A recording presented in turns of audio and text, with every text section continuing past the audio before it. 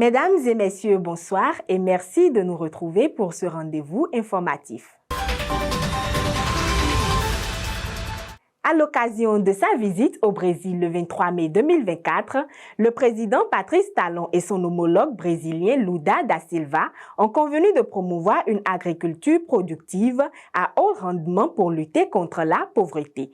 Les deux chefs d'État ont décidé de renforcer la coopération entre les deux pays dans plusieurs domaines stratégiques. Ainsi, le Bénin s'entend s'appuyer sur l'expertise agricole brésilienne pour accroître son développement agricole, comme l'indique le communiqué final. Cette collaboration se concrétisera notamment par la coordination entre l'Institut national de recherche agricole au Bénin, INRAB, et l'Agence brésilienne de coopération ABC. La capitale togolaise va accueillir le 23e Forum pharmaceutique international du 3 au 6 juillet 2024, organisé sous le thème « Accès aux soins, défis, enjeux et perspectives pour le secteur pharmaceutique ». L'événement a été lancé le jeudi 23 mai 2024 à Lomé. Il promet de réunir entre 1000 et 1500 participants venus d'Afrique, d'Asie, d'Europe et d'Amérique. L'objectif principal est d'outiller les participants, notamment les pharmaciens africains, afin de garantir à chaque citoyen un accès universel à des services de santé de qualité et à des médicaments sûrs, efficaces et abordables. Il est prévu des communications scientifiques, des tables rondes, des conférences thématiques, des symposiums, des rencontres B2B, des sessions de formation continue, des expositions et des sorties récréatives. Au programme, l'événement offrira une plateforme d'échange et de partage d'expériences cruciales pour l'amélioration des systèmes de santé. Au Sénégal, le ministre de l'Hydraulique et de l'Assainissement a à nouveau mis l'accent sur l'importance vitale de l'eau. C'était lors du 10e Forum mondial de l'eau qui s'est tenu du 18 au 25 mai 2024 à Bali. Cet événement crucial a rassemblé plus de 14 000 participants pour discuter des défis mondiaux liés à l'eau et promouvoir des solutions durables. Il a réuni des experts, des autorités, des activistes, des représentants de gouvernements du secteur privé, des ONG et de la société civile, y compris les jeunes et les femmes.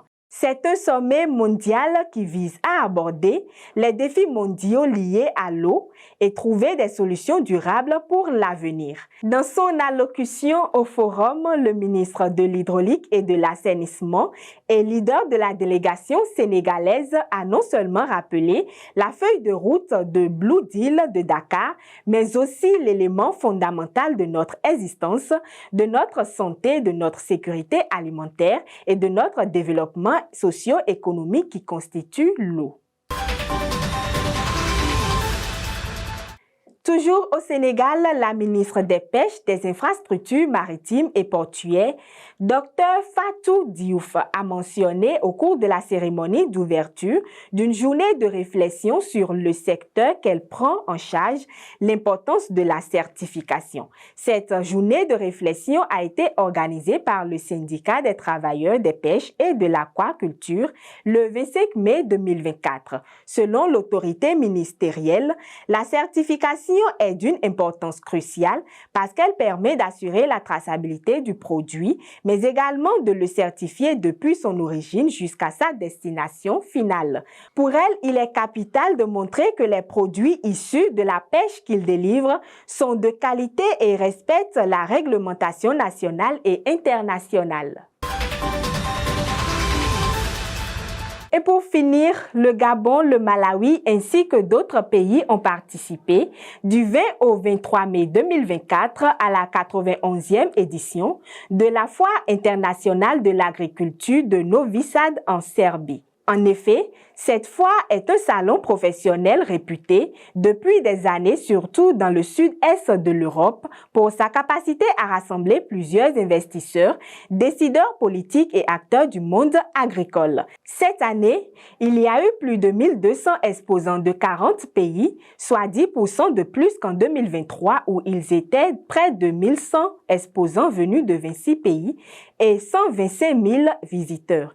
Les exposants ont présenté des machines, des équipements agricoles, des semences et des solutions d'emballage. Un tour sur les stands dévoile aussi des techniques de transformation des aliments, des solutions d'emballage, des énergies renouvelables appliquées à l'agriculture, des capteurs et des robots destinés à l'agriculture moderne. C'est tout pour cette séquence d'informations. Merci de votre aimable attention et à jeudi prochain.